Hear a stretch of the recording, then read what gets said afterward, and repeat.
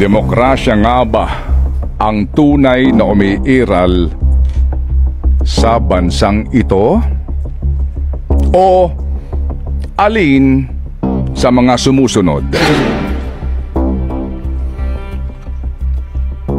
Aristocracy. Forma ng gobyerno kung saan ang namamahala ay ang kakaunti o minorya, pero mga nasa pinakaitaas na antas ng lipunan.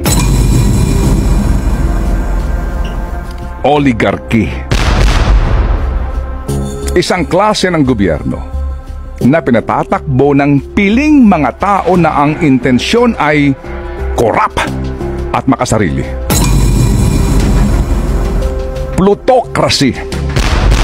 Gobyernong pinatatakbo ng mga taong mayayaman kung saan nakahari sila ng dahil sa kanilang taglay na kayamanan.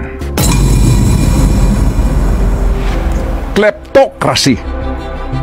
Isang uri ng pamamalakad sa gobyerno ng mga taong lulong sa korupsyon, mga taong ginagamit ang posisyon sa gobyerno para magkamal ng yaman sa kapinsalaan ng taong bayan. O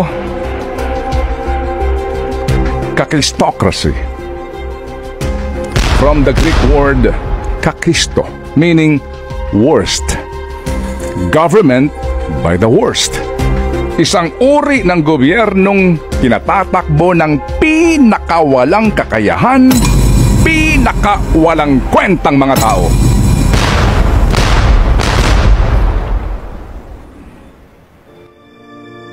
Ano sa palagay niyo? Anong klase?